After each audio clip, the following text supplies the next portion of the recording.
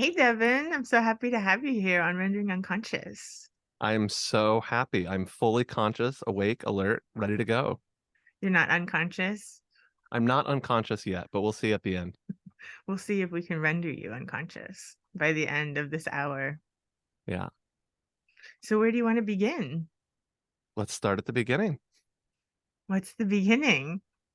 Well, I don't know my story goes in a variety of directions. It's kind of non-linear. Do you want me to start with my origin story or do we want to hop around? We can do whatever. I like free association. So, wherever the train of thoughts leads us, I'm happy to go. Well, I think I will start with my origin story because next week is going to be November 30th, and that's going to be the 5-year anniversary of my podcast, but the 9-year anniversary of my original ritual to turn myself into a wizard. So, obviously I had a life before that, but that's kind of the genesis moment that everything else spills forth from. Perfect. So, And I can even put this out so that it celebrates that anniversary. well, there we go. I Look at skip you that. to the front of the line. The stars have aligned. Yeah. Um, so yeah, you want me to just jump in and tell the tale? Yeah. Okay. So I moved to New York City in 2013 and thought I was going to go into television writing. And that didn't work out. And so I was like doing improv classes and other stuff. And I had maybe kind of a quarter life crisis, a Saturn return, where I thought, you know what? I've just kind of bounced from project to project throughout my 20s. I've never really stuck with anything. And I kind of want to see what happens if I stick with something. Like I've seen, friends in bands where they weren't getting anywhere for the first 8 years. And then 10 years in, they're like opening for Metallica on a national tour. And it's like, wow, that's really cool. I'm glad you guys hung in there. So 2014 was what I called my egg year. And I said, this is the year where I'm not going to like do the thing, but I'm going to figure out what the thing is. So I spent a lot of time reflecting, pondering, really trying to think, what would I like to do when I grow up? And that led me to think about what does growing up mean? And I think our culture has this like weird kind of idea of like, when is growing up? Is it your 20s, is it your 30s? At a certain point, you've already grown up. So what are you going to do now? And I was like, well, what if grown up is all the way grown up? What if it's when you're all the way as old as you're going to be? That gives me a lot more time to figure this out. I can kind of work very slowly, which is great. And I've always been interested in magic, but I've always kind of approached it from a weird, idiosyncratic, psychological chaos magic paradigm. And for the most part, it was kind of private. I wasn't really active in occult groups or circles. It was just something that if I had a little bit too much to drink at a bar, I'd be like, all right, let me tell you what I think about the nature of reality. And would be a little embarrassed about it, but like really enjoyed those conversations. So in the course of that year, I decided that the world is getting weirder all the time. And that if I went to go get some certificate in UX design or whatever was hot in that moment, by the time I was like ready to start my career, the world would have moved on. They wouldn't need that. We've got AI to do that. Like, see you later, buddy. So I said, I need to aim ahead of the target by being something weirder than what already exists. So I decided to become a wizard. I said, I'll figure it out. I'm going to be a wizard when I'm grown up, which I'm, about to turn 30 at that time. So I've got plenty of time before I'm going to be a very, very old man. And so I can take my time maturing into this archetype and it'll be kind of an exchange, right? Like me as an individual human will benefit because people like the word wizard. If you say, I'm going to go have dinner with a wizard next week, people go, oh, what? Whereas if you say, I'm going to have dinner with my friend Devin, they're like, okay, that's fine. So there's a benefit to me with this kind of social capital of the wizard archetype. But the wizard archetype also benefits by me embodying it in this world and talking about what it means on podcasts, my own podcast, writing books, all those sorts of things. So as I was approaching November 30th, which was the arbitrary date that I picked when I could rent a rehearsal studio in Manhattan, I was putting together a ritual to say, this is the line in the sand where I'm going to declare myself a wizard. I'm going to invoke this archetype and I'm going to create this shift into a more magical reality. And as I approached that, I was like, I have no idea what I'm doing. So I need help. And if anyone could help me, it would be the wizard I could one day become. Like, if I think about this moment, I don't believe that I can hop into an alternate reality or go back in time, but the future seems pretty flexible and wide open. So from this moment, if I think about the timelines where I do the wizard project for a month and then I give up, the ones where I do it and it's just a complete disaster and failure, the ones where it's amazing and I'm successful, out of all of those possibilities, there's got to be one where I'm the most wizardly wizard I could possibly hope to be. So I said, okay, that's who I'm going to ask for help. So my ritual was about contacting my future self and saying, hey, you've done all of these things. You've had all of these setbacks. You've overcome challenges. You've figured out what it means to be a wizard. Now you're at the end of your life. You are the most powerful wizard I could imagine. Send your magic back in time to help me become you. And I'm just going to trust this process. So when I don't get the job that I apply for, when somebody dumps me, when these life setbacks happen, I'm going to take them in stride as best as I can, trusting that this is the winding path that my wizardry will take. So I performed this ritual. On the other side of it, I think sometimes we all want like movie magic. We want the candles to blow out and a spirit to just speak, in an ominous voice. And we're like, that's really real. I didn't really quite get that. So I was kind of just puttering around for the next few weeks. And then my knee exploded. I've had a rare knee condition throughout my 20s, and it had been pretty dormant in New York, thank God. And then it got worse than ever. So it was swollen to the size of a grapefruit. I couldn't walk. I couldn't do anything. And I was stuck at home thinking that I was going to have to get a surgery, which the last doctor I'd seen said, avoid this surgery for as long as you can. Like, people get this surgery, it takes forever to recover from. Your condition can still come back with it. Like, just avoid it like the plague. So I finally went to go see a doctor, a specialist in New York, who had written a paper on my condition, which again was quite rare. And when I went to see him, he said, no, we're not going to do surgery for this. Our hospital is actually the hospital that is doing a trial for a new experimental medication for people with your condition. So we can get you into this trial. But I have to warn you, this drug has a side effect. It's going to turn all of your hair white. And so, yeah, I started jumping up and down excitedly in his office. He was very caught off guard by that. And that began my wizard journey. That was the universe giving me a thumbs up that I was on the right track. So I got on these meds. My hair turned completely white. I looked kind of like an Andy Warhol albino. That was very useful for getting started since I was a, very young wizard. And I've just been trying to figure out what that means since then. Interesting. And then what made you decide to start your podcast? Well, everything that I've done since then has kind of been based in this question of what would a wizard do? So for a while, I was just walking around and telling people I was a wizard. Then I got a set of fancy wizard robes. I've got my lovely hat right here. And all of that was kind of coming, synchronistically one step at a time. I wrote a short book, but I wanted it to be a magical artifact. So there was only a very limited run. So people would find out about my wizardry and they go, this is so cool. What do I do with it? And I'm like, I don't know. Like, there's a book you can't get. That's But pretty it much will it. be coming in the future. Well, there's another new book in the future, but this original one was just a physical artifact that was one and done. And so eventually I realized I need a kind of landing place for people who are interested in this. So 5 years ago, I started a podcast, had another similar, like, thinking my way through it. And it's called This Podcast is a Ritual.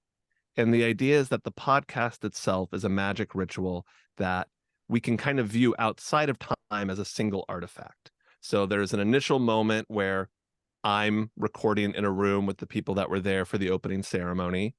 And at that point, there was only 42 people who had ever heard it. It was one thing that happened live in a room. But then as it went out online, other people tuned in and listened, and you could kind of imagine that audience growing. I've had guests on, I've had guests come back, I've had, listeners, we've interacted. And over time, the podcast has grown its listenership.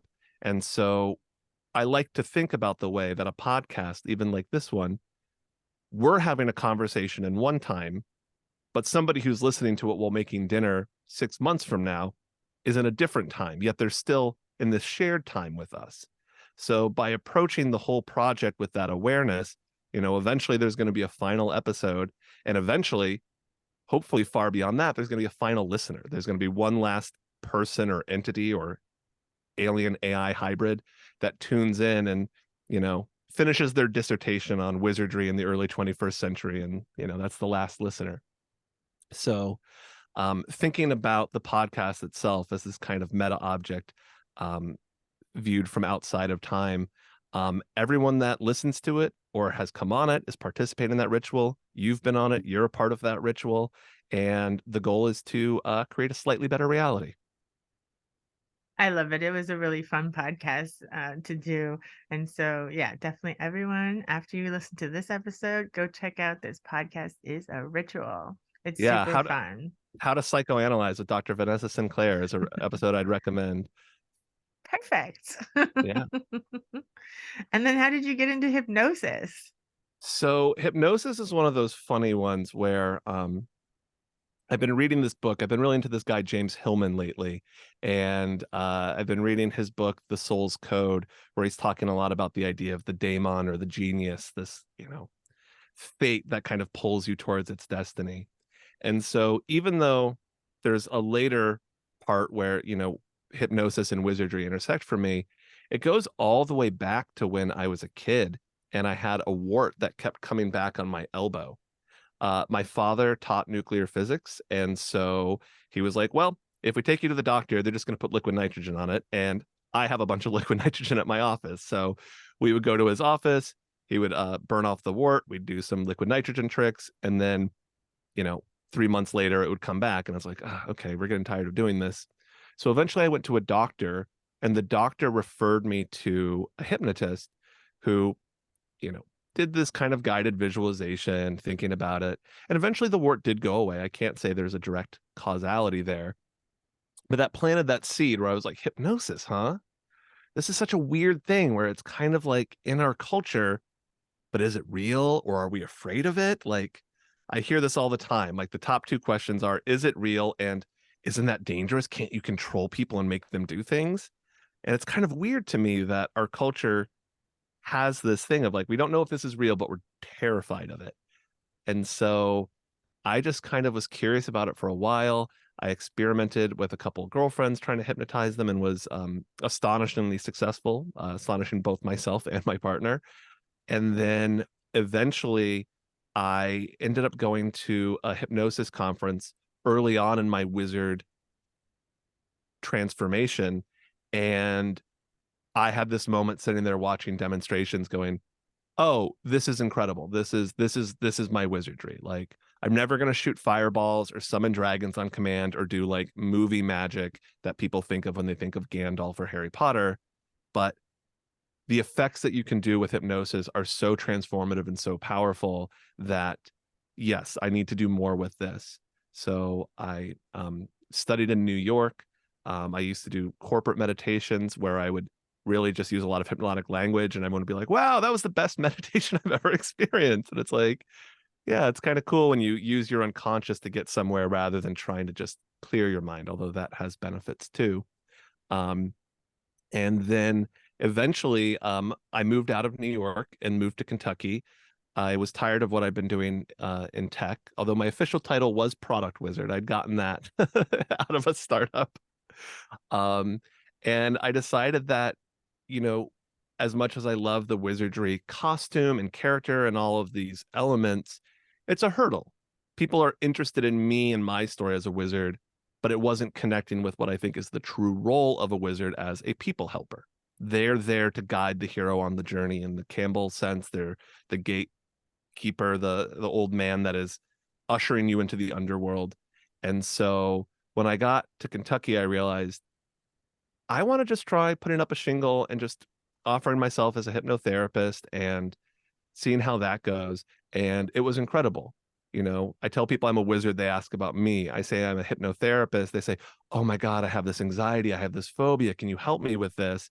And I, it's funny because I spent a long time in New York walking around in wizard robes. And now when I go see clients, I don't wear my wizard robes, but I feel even more like a wizard because I've been able to see people um, let go of lifelong phobias, have really powerful change.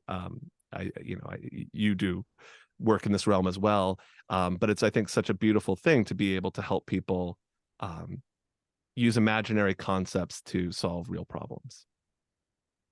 Yeah, it's wonderful. It's super interesting. That yeah, you're like a covert wizard. Right. It's fun sometimes. Every once in a while, I'll get somebody who does like a little bit more Googling and they're like, I found out you're a What's wizard. up I was about also on this? I was also on the Same. cover of the local paper. So, sometimes they find out. And then that's fun. So I've started a thing on my podcast that I'm calling Wizno Therapy, where it's kind of blending both of those worlds where, we might go with some hypnosis or we might kind of create a ritual or a spell, which I think is a way of kind of working with the unconscious. In a tactile manner. The mind thrives on image and symbol. And so, having someone smash a pinata as part of a ritual to get over a toxic ex can be surprisingly effective. Yeah, I mean, there can be a lot of overlap between like psychological techniques and magical techniques, especially if you think of magic from a psychological lens more than from like working with various entities that you believe are outside of yourself. Yeah. And I think I've been really trying to find a balance between those perspectives because I used to be much more in the psychological realm, but now thinking about the way that, various archetypes and gods and whatever personified forces move through us as what we experience as, challenges or joy or these other moods, um, kind of has shifted my worldview a little bit and helped me appreciate the power of all of these different forces and letting go of some of that idea of um, oh, we got to get rid of the anxiety, that's one of the bad ones. And instead, with a lot of clients being like, what is your anxiety telling you? Let's pick up the phone and get the message before we keep trying to take the phone off the hook. Yeah, exactly. Maybe it keeps coming back because you need to like figure out why it's happening or what it means or what it's saying. It's there for a Mhm. reason. It's not just like randomly trying to make you suffer. I think this comes up in our culture in ghost stories, where it's these things that have been left behind by our contemporary culture. They're from an older world, and the characters start by trying to get rid of them, go away, I don't want you. And then eventually we realize, oh, they're literally just here because they have unfinished business and they're trying to give us a message. And by accepting that message, the hauntings tend to kind of release and dissipate. Exactly. Exactly. I often try to think about it that way, that these are like messages and you have to like tune in. You can't just like keep trying to push things out or block things out because then it'll just come back stronger because it's trying to tell you something. Hmm. Yeah, I've really in this to celebrate the anniversary of the podcast, I've been doing calls with listeners and doing these one-on-one Wisno therapy sessions as part of a thing called Talk to the Wizard. And it's been fun because there's been a pattern in a few of them where we start with the presenting problem, we go on this whole journey, and then we come back around and realize that this is actually like an empowering thing and a thing that we can embrace. One person wanted clarity because they felt like an imposter and they were struggling with imposter syndrome. And we eventually realized, well, your family was in the military, you moved constantly, you've always had to adapt, you've always been interested in different subjects, you have this powerful curiosity. So instead of trying to wrestle with this imposter syndrome and get rid of it, I was like, you are an imposter. And that's your superpower. You're a secret agent. You're able to blend into communities. And that is something that is going to be so good. And they were like, you know, 180 shift. It's so true. That's another Mhm. thing I think about all the time. It's like people often are having symptoms because they're trying to like fit themselves into boxes they think they should be in. Like I should be Mhm. like this or I should do this or whatever. If it keeps not working and isn't making you feel good, then there's Yeah. probably a reason. Like maybe you shouldn't be that way. Maybe instead of like trying to imagine like how you should be, try to understand how you are and then Mhm. harness that so that you can use it to the maximum. Absolutely. Yeah. Couldn't agree more. Work with yourself instead of against yourself. Yeah. Totally. And then we also have to talk about your trip to Sweden because you were in Sweden over the summer. I How's it been was. since you've been back? Do you Well, miss it's us? been I miss you terribly. Yes. Lisa Ann, my partner, who came with me on that trip, we were talking about that last night. We're like, oh, we miss them so much. It was so fun getting to stay with you and Carl and Linnea. And yeah, we had just absolutely incredible time. And it was really cool because that was an experiment for the podcast where I did a whole mini series called Den har podden en ritual, where it was talking with you and Carl and other people in Sweden in advance and kind of planting seeds. And I think that really had a powerful impact where, if our mutual friend had just said, hey, this American wizard's going to show up at your doorstep, I think it would have been a different experience than having talked with you and Carl in advance. And then the way you guys welcomed us and we were able to bond so quickly, I think was really profound. Yeah, it was super fun. It was great to have you here, and you're welcome back anytime. Oh, we're going to be back next year. Don't you worry. Oh, good. We've decided we're not going anywhere in the summers. We didn't go anywhere this summer. We stayed in Sweden and it was plenty busy because it's so nice here in the summer and so many people visited and it was really Yeah. nice. And so all friends out there, never invite me anywhere in the summer. I'm never leaving Sweden in the summer ever Yeah. again. But invite you somewhere in the winter, right? Yeah, exactly. Please invite me to your warm, sunny paradise in January. February, March, all of those months would be great. Yeah. Yeah. But it was a beautiful trip. It was so synchronistic and magical. And I think um, there's all these kind of layered meta concepts and that sort of comes with wizardry. But I thought it was fascinating because I was creating this podcast art sigil project around the trip to Sweden that was kind of bookending it and guiding it. And then during that, hanging out with you and Carl had his book of interviews he'd done with Genesis Peorage when they were traveling and doing a similar thing. And I was like, oh, I think that's such a cool idea. Sometimes we Perfect. go on a trip and we have a very vague intention. Maybe we are not even fully conscious of it. Are we going to relax? Are we going to have a cultural experience? Are we going to do the things we're supposed to do?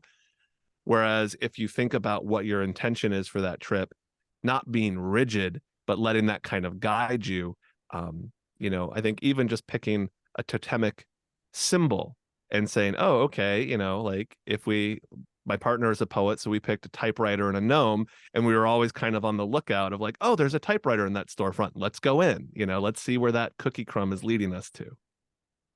That's perfect. Yes, it goes with a magical worldview, right? It's like you have Mm-hmm. a general kind of idea of like what your goal is or something or what your Yeah. aim is, but you have to be flexible and like see where the synchronicities lead you and like see where those little symbols pop up and go the direction. You can't be too rigid about how you want it to play out or what the end result exactly will be. I always think about magic like a Christmas gift. And I think hopefully everyone's received one of those gifts where you said something offhand 6 months ago and like somebody heard that and listened and they got you this thing that like you wanted but you weren't expecting. And it's just this amazing, like, wow moment. And you can see that they're so happy to give it to you. And it's like, those are the really memorable gifts, I think. Whereas if you wrote a list of the PlayStation 2 games that you wanted your grandparents to buy for you on Amazon, and then they did, it's like, okay, well, I got the things that I wrote down, but I don't know. It's kind of whatever. It's kind of like, eh. So I think magic is that interplay between getting what you wanted, but also not getting what you wanted. Yeah, exactly. Getting what you didn't know that you wanted. Yeah, It's 100%. sometimes even better. Yeah, Absolutely. Yeah, I think of like our house as that. Like Carl had this fantasy of this house, but I didn't know that this existed because I'm from the US and this doesn't yeah, exist there. This is older than the US. yeah, So I'm like, oh, okay. I didn't know I wanted this, but I sure like it. yeah, absolutely. I I mean, didn't we know I we kind wanted of to live in a tiny town in rural Sweden, but it's great.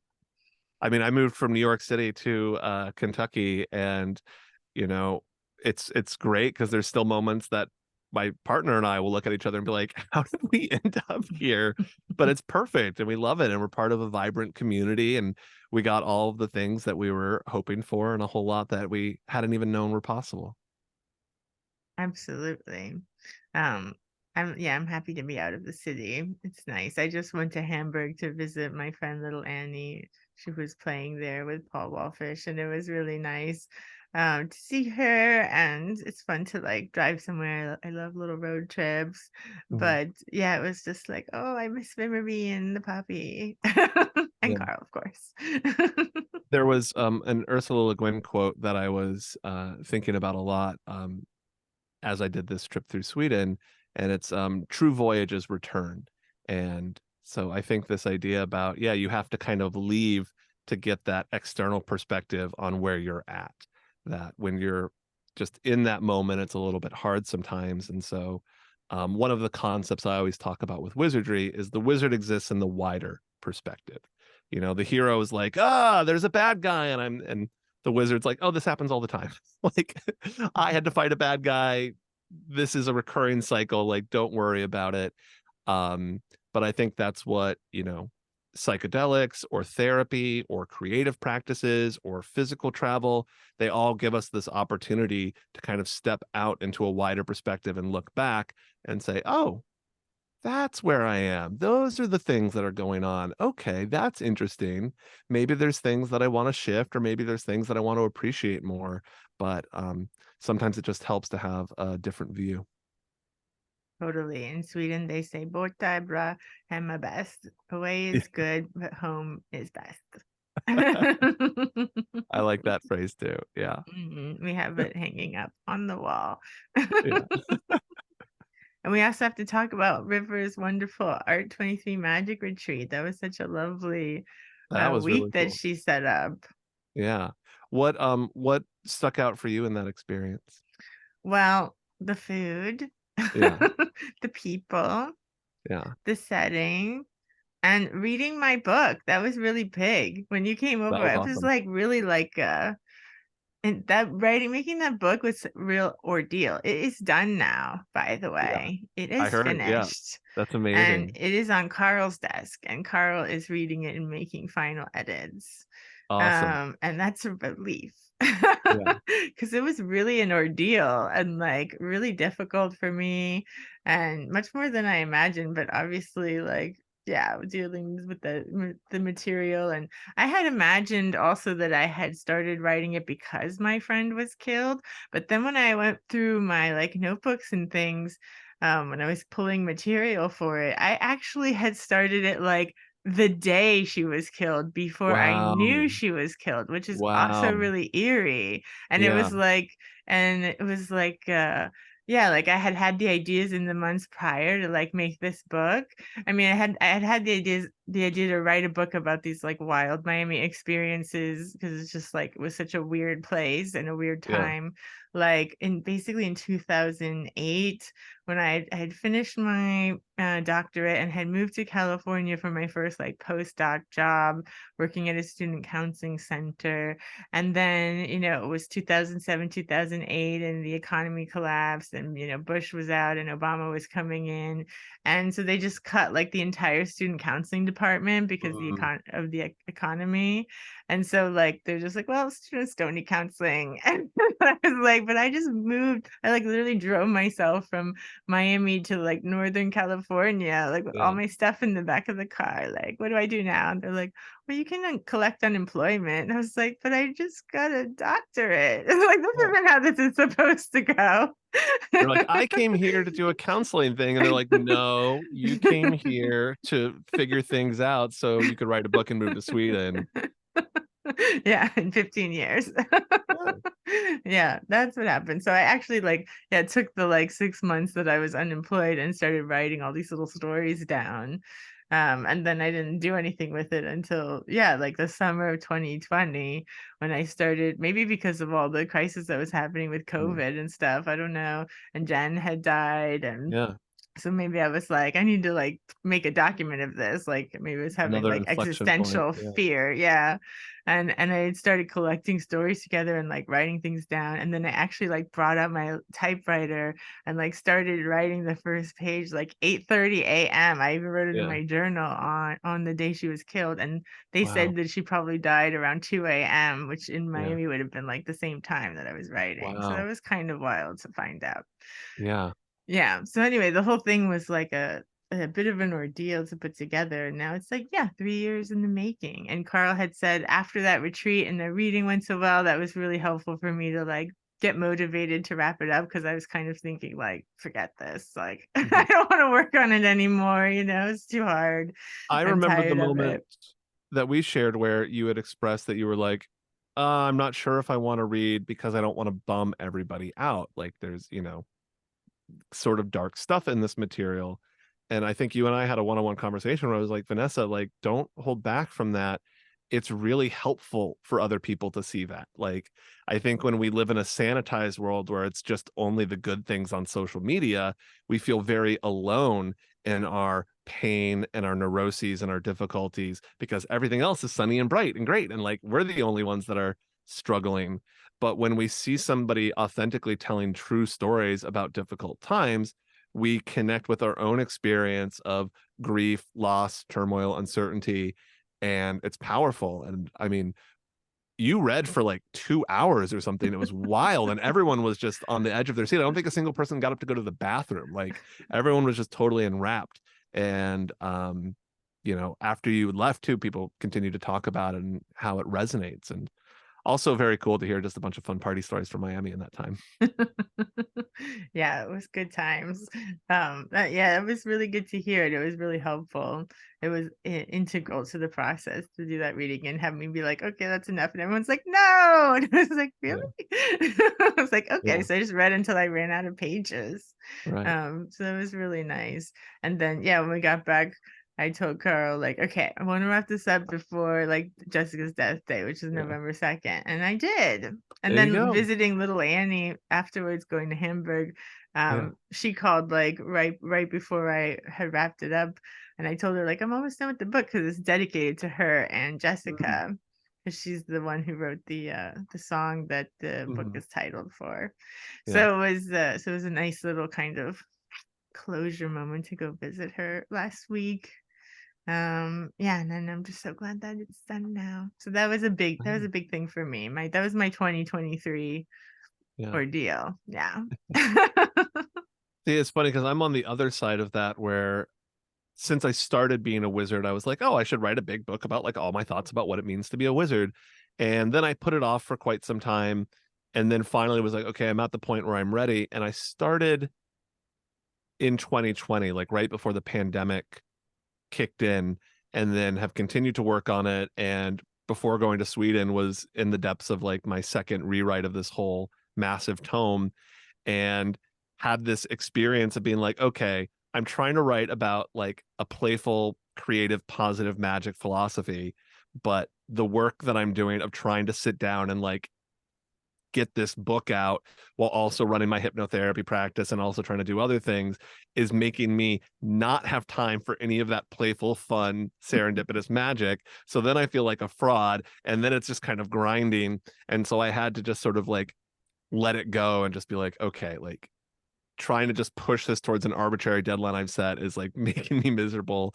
Sometimes you just got to let things rest and find their own time. But previously last year on the anniversary of my ritual, I had done a ritual and thing for the podcast about this book and like getting it out there and blah blah blah. So I was like, I feel like I should address this with my listeners and community, and not just be like, where'd the book go? So I did a whole episode about how to fail and how to kind of accept that and embrace that and learn from that. And again, it's one of those things where you're like, oh, is this like a weird, sad, annoying thing that I'm putting out? Like, who wants to hear this? And then just so many people wrote in and they're like, oh my God, that resonated. That was so meaningful. So I think there's a lot of value in authentically showing these things. I think people also mine, you know, negative experiences for kind of metrics in a performative way. But I think when you're authentically just sharing those experiences, it resonates beyond what you imagine. Well, the book fragments I have make great cut ups. I should cut that Good. shit up and just make a giant cut up of it and see what it says. Oh yeah, I gave you like a whole like Ziploc basically. Yeah, it's great. Good, good. I'm excited that that's been imbuing your practice with a little extra wizardry. Yeah, it's really fun. They're like perfect cut ups. So Oh, good. Yeah, I'll come back to it at some point with new it can perspectives. it can be you could always make a shorter piece of it for Fenris Wolf in the Oh yeah, meantime. Like I would love to. Yeah, pull a shorter piece out of it and send it to Carl for the next Fenris Wolf. I will absolutely do that. Yeah, Yes, do that. yeah, yeah. I've got Perfect. there's a fun section I analyzed because it's the book's about wizardry theory and practice. Little nod to Crowley there. But talking about the wizard archetype, I explore it in history with the different like, real people or figures like Merlin that are, more legend but kind of have a kernel of history there. And then also fictitious wizards. But what I think gives wizardry its power is that it sort of exists um more in that imaginal fantastic realm than it does. Like it kind of grows out of history, but there wasn't really a time like with the witch trials where it was like, oh, there's a bunch of men with long beards and pointy star-spangled hats that are like pondering orbs, and this is like we would see in a cartoon. There's elements of that, but they really get condensed by the fiction process and people writing about King Arthur and Merlin, and then writing about Gandalf and Harry Potter, and that condenses it down to this archetypal image that if you saw airbrushed on the side of a van, you would now immediately recognize. But I think that's one of the things that I find so joyous, and I have some pieces that I can submit to Fenris about that. Perfect. Carl would love it because he loves fiction. Good. And the power of fiction, the magic of fiction, and how, yeah, fiction creates our reality more than reality does. Absolutely. And I think that's something I've been, again, in my Hillman exploration, he talks a lot about the power of the mythic image.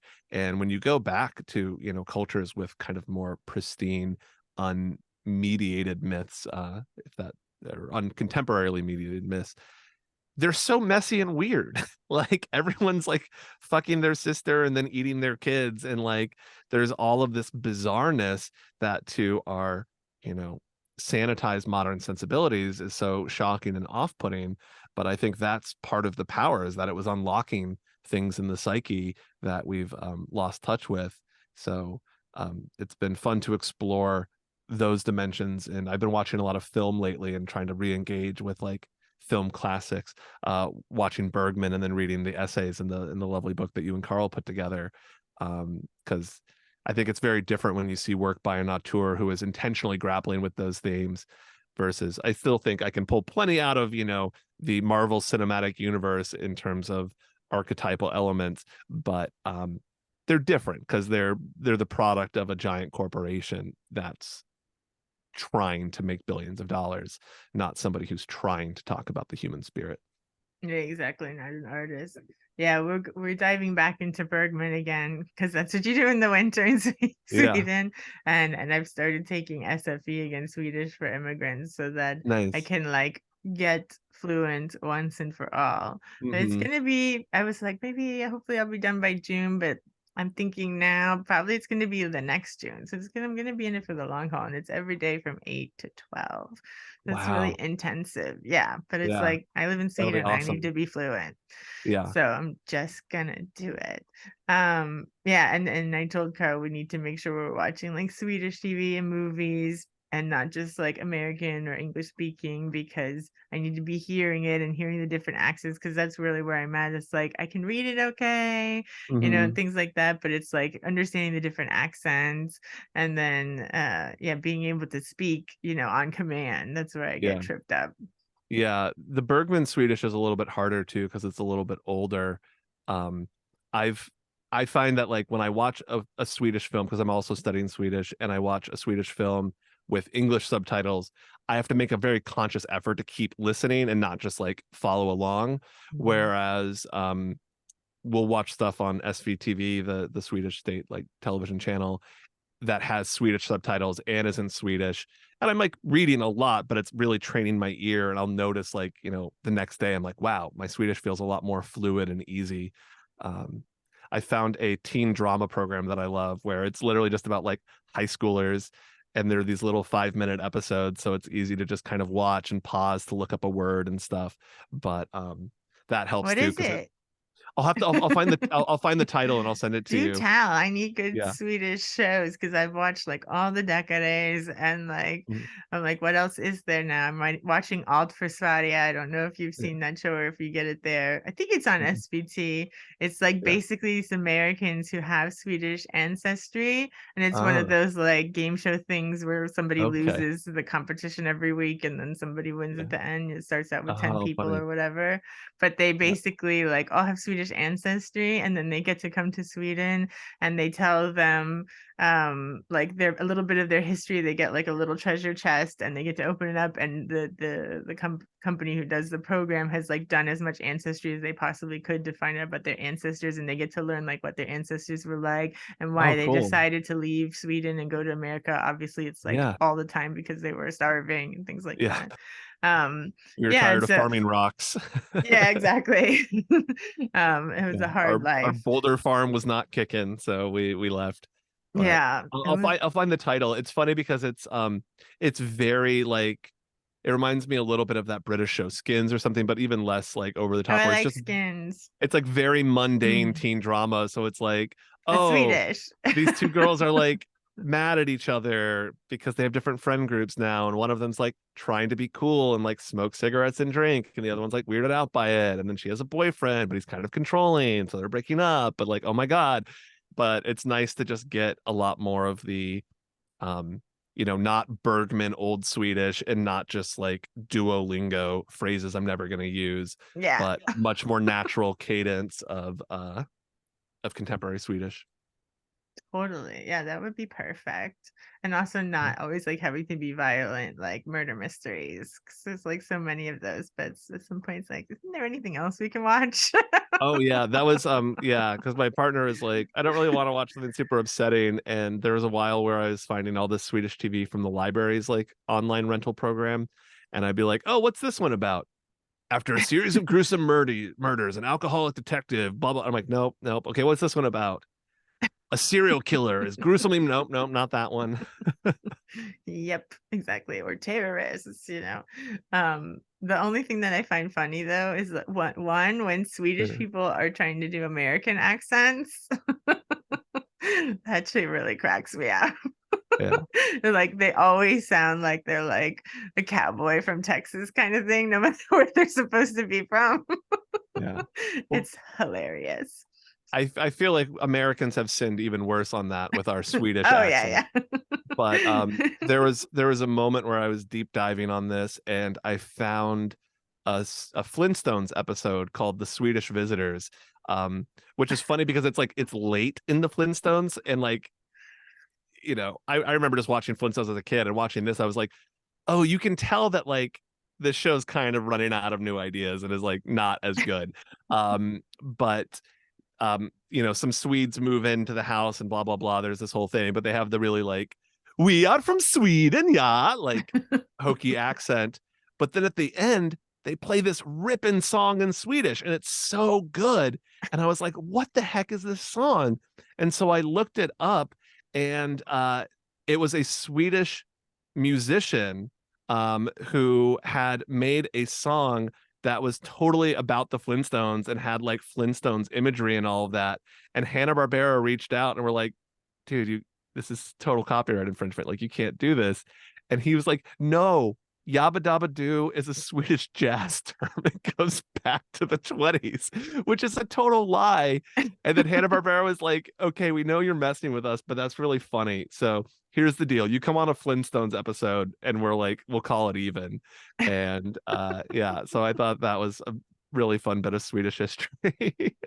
That is hilarious. I'm gonna have to look that up and show it to Carl. Also, Carl says hi, by the way. I'm supposed to tell you that. Of course. Yeah. Well, Hello. I love your both Patreon missives. It's been very fun to continue to feel connected and synchronistic. There's been quite a few where I'm checking my email and I'm like, well, that's a very interesting essay about exactly what I'm experiencing today. Like, okay, or oh, yep, this was sent yesterday at the same time I was doing a weird magic thing. Didn't plan on that. So I've really loved that. Good. I like it. It's a magical community because pretty much everybody there is into magic. Not everybody, but most Yeah. people. So it's nice to have a magical hub. You have to get on the Discord. Oh yeah. Come Well, on I'm the so sad Discord. because for years I worked in an office where I had less work than time and was constantly like trying to find things to read or friends to chat with online to keep myself entertained. And then when I left that and now I work with clients where I'm not going to be on Discord while I'm sitting with a client, now there's all these Discords and I'm like, oh, I would have loved to just sit in these Discords during my office job era. Uh, Yeah, but that's what all these things are really for, all the social media and everything. People in offices so they can entertain themselves while they're working the grind. Yeah, I no, I I sign I in like once a day and I just answer everything and write to everybody and then I come back out. yeah, I see some of the Discords and how active, and I'll go and read through, and I'm just like, wow, these people are working like 20% of the time at their job. Yeah, But that's it's okay. fun. It's necessary. Yeah. It's necessary. And I also have to tell everyone that you have a wonderful Patreon that everybody should check out as well. And links to everything will be in the liner notes for this episode. Yeah, yeah. I mean, it's evolving all the time, and I'm kind of going through a bigger evolution with it right now. But the idea when I started the podcast was I think that there's passive listeners, and that's great. Like if you're taking the time to tune in, you're part of the magic. But this idea of a ritual participant in religious theory, there's this idea of cost, and so cost is kind of like how much of a hassle is it to be part of this religion? Do you have to give up certain foods? Do you have to pray certain times of day? And, there's pluses and minuses of that, but generally higher cost religions have a tighter, more involved community because, we're really committed to this as opposed to kind of like a lapsed casual American Christianity where I go to church on Easter and it's like, you know, that's not really going to like show up for your funeral in quite the same way. So yeah, I've tried to think about my patrons as, the participants in this ritual and loving the feedback loops. And actually it was a listener named Star from Australia who had reached out right when I was heading to Sweden to tell me about their journey into becoming a wizard and being inspired by some of the things I'd talked about. And then I was coming back from Sweden and I was like, I've got this anniversary coming up and like I don't know what I want to do for it. So I asked them, I said, what would you want to hear as like an anniversary thing? And they're like, oh, it'd be so cool to hear you do like kind of wizard mentoring for people. And I was like, great. You want to be the first person? And they're like, absolutely. And so this whole talk to the wizard thing came from a patron. And I think those kind of feedback loops are really powerful. And one of the unique things we get as creatives and content creators in the modern era that I try and remember that every single listener is unique and special and not pay attention to numbers and stuff that who cares. Yeah, exactly. It's more about having this community and this kind of feedback. I really like that too. And then if people want to be passive, that's fine too. But I really do like the interaction. And it's very nice to have the Patreon and the Discord and everything. Now that I like can't stand social media more and more, it's like I Oh go yeah. in and I post things like this episode or whatever. But I can't stand like, especially since now like they want you to pay for Instagram and stuff, or else you get like even more ads. And I can't take all these ads anymore. Mm-hmm. And like yeah, Twitter's just a mess and it's must stick it over. And it's just like I feel like we lived the heyday of the fun social media, and then like after everything politically like went down the toilet because of it, it's just like not as fun as it was. Yeah. Well, I So it's think nice to have the Patreon and the Discord to talk to, just like it's like an old chat room where you just like talk to people with similar interests and you don't get like crazy bots or mean people or like ads shoved in your face. there's a writer named Ed Zitron who calls it the rot economy, the growth rot economy, something like that. But I mean, in nature, things that just grow forever and don't stop are cancers. And if we think about these social platforms growing, growing, growing, as they grow past a scale that's manageable, they become filled with spam and misinformation and weird fringe politics and hate and ads and just all of this junk. And I think they're now these kind of bloated corpses that we're fleeing. um I for a while have been switching to try and think, especially as we talk more about I think there's an interesting distinction where people are like, oh, chat GPT or Dolly or one of these things that just generate something, that's stealing human creativity, that's bad, I don't want to interact with that machine, I'm going to go over here to TikTok. And I'm like, well, TikTok is an AI, it's an algorithmic intelligence that is presenting content to you that was created by humans.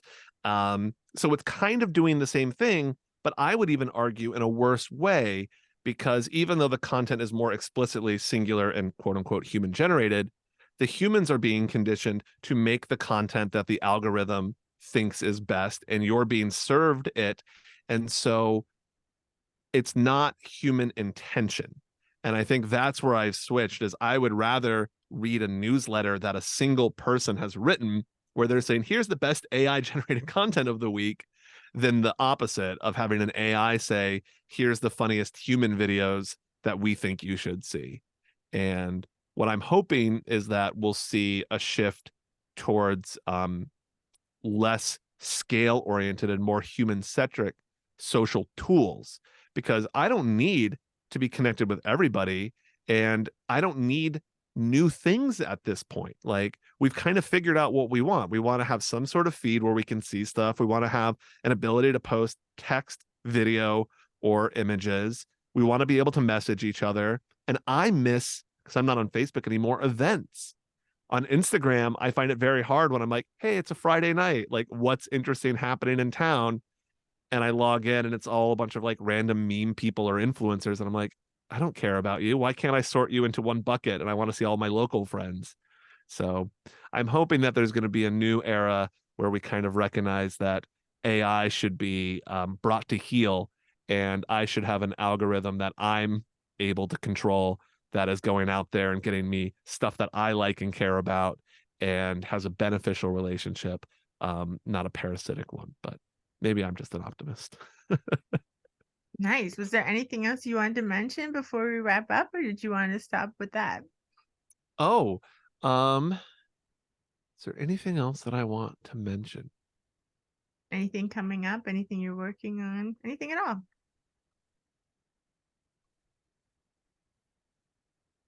Well, I think let's do something that I like to do on my podcast. Okay. So on my podcast, at the end of an episode, I like to come up with a spell in collaboration with my guest.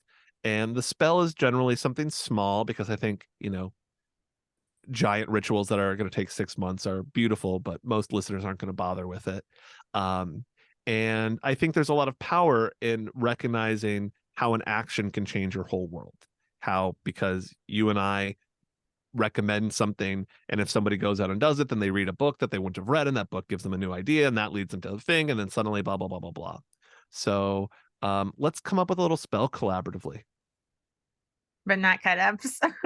but not cut ups, because that, if you want the cut up spell, you got to come listen to the episode that you did on my podcast. Perfect. Yeah. Okay, what kind of spell? Well, the 30th is a magical day for you, so maybe I'll get this out earlier in the week next week, and maybe on the 30th people can do something magical if they have an intention to become something, whether it's a wizard or anything else that they would like to become in their life. Maybe that's a good time to kind of set their own intention to move that process forward like you did.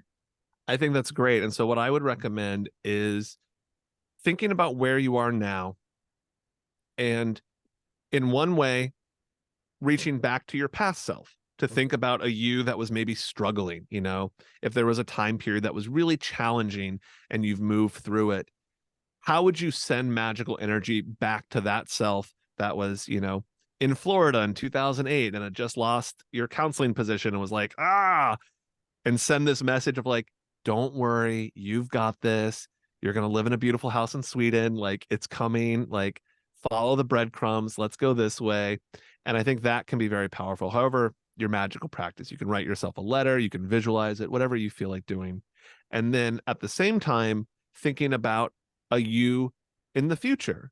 And especially if you feel like you're struggling right now, reaching out to that future you that's like, okay, me when I've, if I'm single and frustrated, when I've found somebody, or when I'm frustrated with work, when I find like a career that I'm excited about, or whatever it might be, reaching out to that future self and asking for some aid and guidance. And then knowing that, of course, that aid and guidance is going to show up in the form of synchronicity, in the form of unexpected happenstance, and then just kind of opening yourself up to that, to listen to the birds and see where they lead. Wonderful. And people are also able to work with you, right? Remotely. How would they get in touch with Absolutely. you? Sure. So, to find out about my wizard stuff, you can go to personisawake.com or find me on Instagram, although I'm not there that often, on personisawake, um, or personisawake@gmail if you just want to email me. But then my hypnotherapy business is changeyourmindky.com. And you can just submit a request through there. I'll be happy to get on the phone with you and talk about hypnosis. Hypnosis works great for remote sessions. I have a lot of clients all over the world. And what's really fun is, when somebody knows about the wizard side.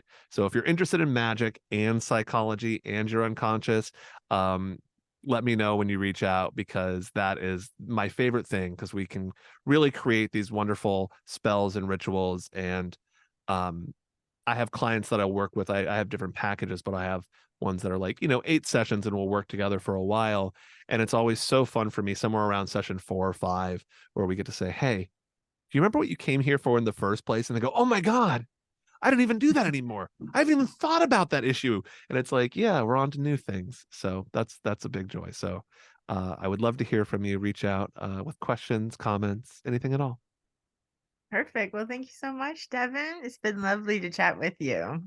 Absolutely, Vanessa. I'm looking forward to seeing you and Carl and Linnea soon in Sweden next year. Absolutely. And you'll have to come back on Rendering Unconscious sometime next year, too. Anytime. Perfect.